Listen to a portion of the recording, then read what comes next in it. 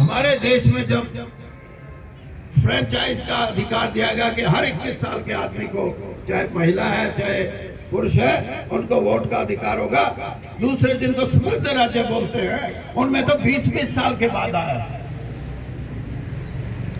और ये बात इसलिए है कि इन अधिकारों की रक्षा करने के लिए एक और पक्ष भी है जिसमें हमारी प्रेस भी कभी कभी सहमति नहीं रखती। ईवीएम अकेला दोषी नहीं है। ईवीएम को जो मैनेज करते हैं, लॉजिस्टिक सपोर्ट जो मैं उठा के जाऊंगा, ये उसको फीड करेंगे, ये कैंडिडेट्स के नाम और उसके सिंबल डालेंगे, ये सारे के सारी प्रक्रिया में जो पूरा एक सिस्टम है वो सिस्टम डाउटफुल है। बड़े आराम से कह देते हैं कि जो जीत जाता है वो तो कहता है ईवीएम ठीक है, जो हार जाता है वो कहता है कि नहीं ईवीएम ने हरा दिया। मेरा ये राय नहीं है। मेरे राय ये है कि जब दुनिया के अमेरिका जैसे, इंग्लैंड जैसे, जहाँ 500 साल पुराना प्रजातंत्र है, वहां जब वोट पर्ची से डाली जाती है, बैलेट पेपर से डाली जाती है, तो ये इतनी एडवांस टेक्नोलॉजी वाला देश कब बन गया कि यहाँ ये पद्धति चलती रहे। इस पद्धति पे निशान, सवाल या निशान उठे हैं। ये भी एक सवाल है और मैं आपसे दावे से कहता हूं कि आप ईमानदारी से अगर गरीब के घर में जाके ये बात कहोगे कि तुम्हारा वोट का हक जाता रहेगा,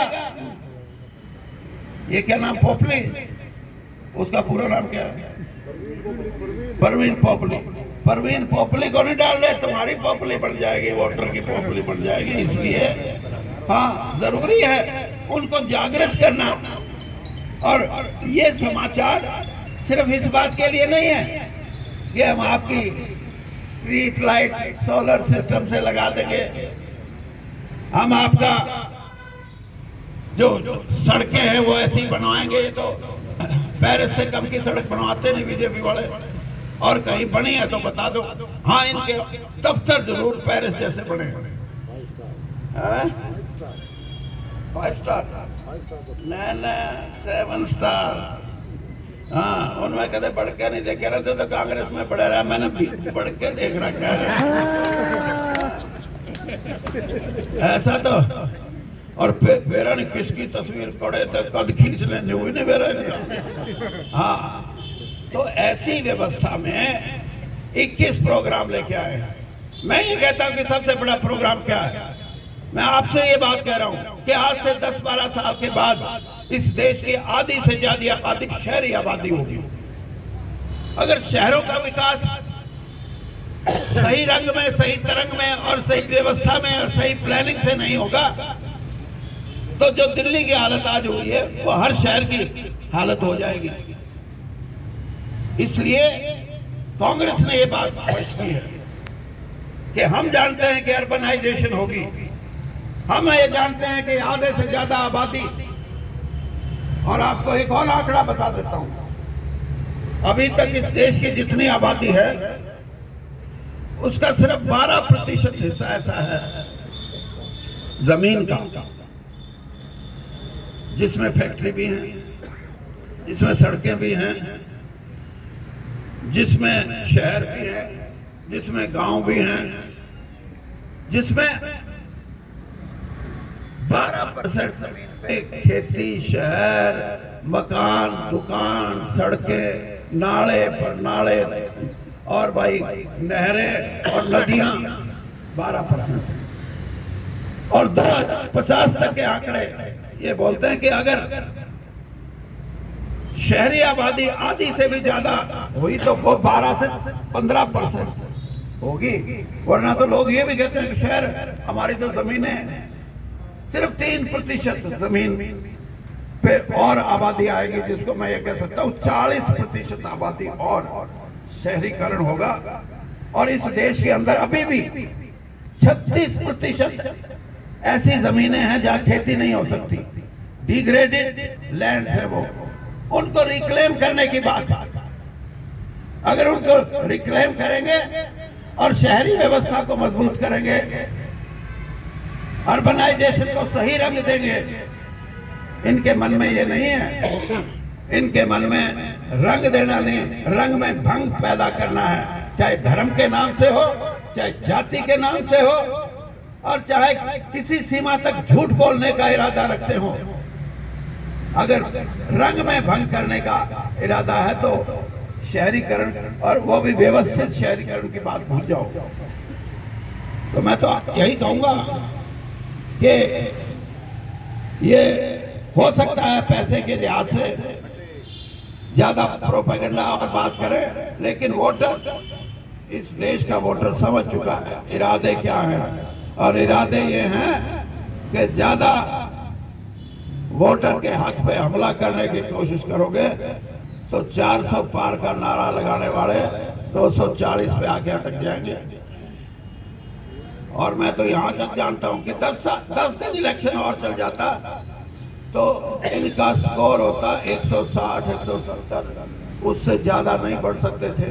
कहीं ना कहीं देश की जनता अपने अधिकारों के प्रति जागरूक हो उठी थी, उसका पूरा प्रचार प्रसार कहीं ना कहीं विपक्षी दल जोरदार तरीके से और करते तो 170 से ऊपर इनका आंकड़ा जा नहीं सकता था। और यही व्यवस्था अब होगी।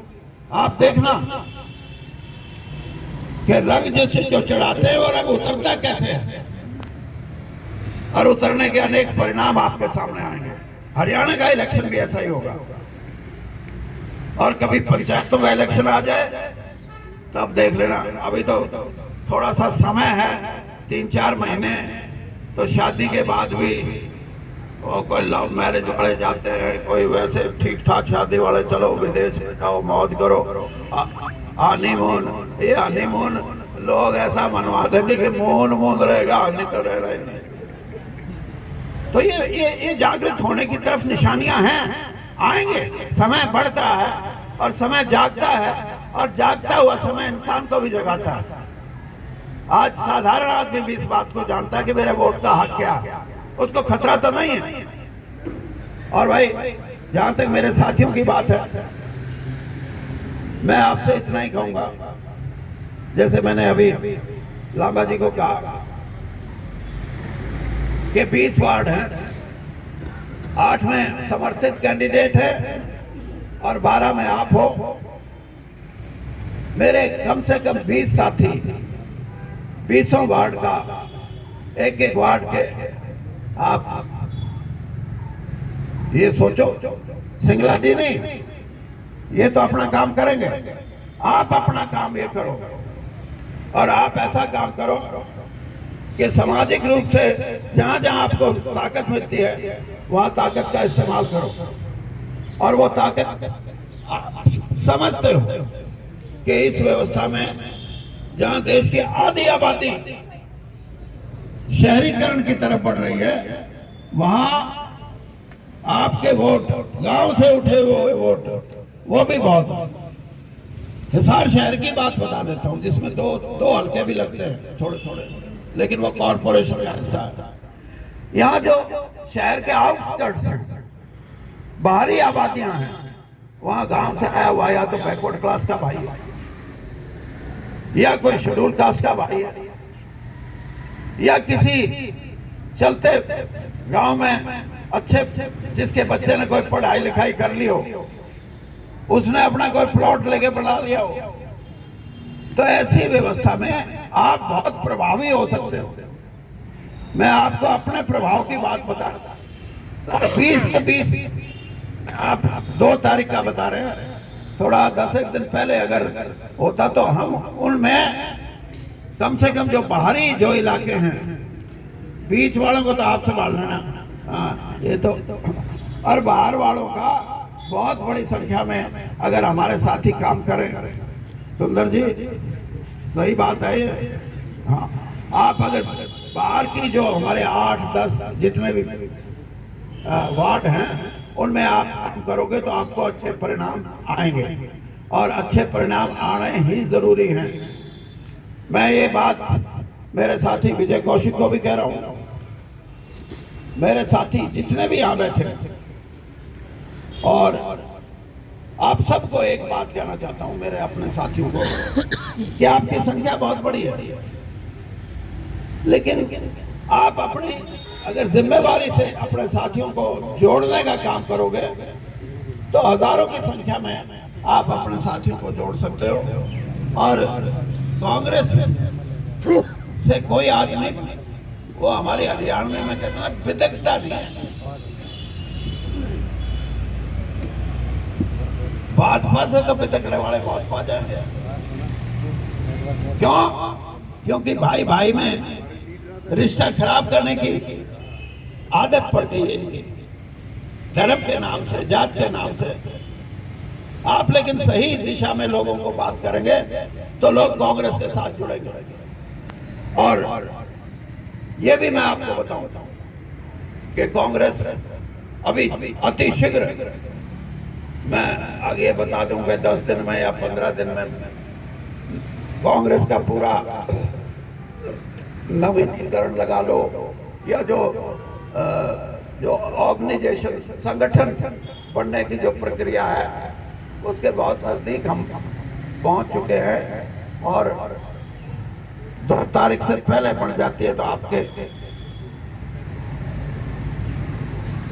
हाँ, तो इसलिए आप पूरे तौर पे, हो सकता है 2 तारीख से पहले अगर ऐसा हो तो भी एक नई व्यवस्था जब बनती है तो छोटे से छोटा कार्यकर्ता भी आपके लिए काम करता है। तो आपसे मेरी सब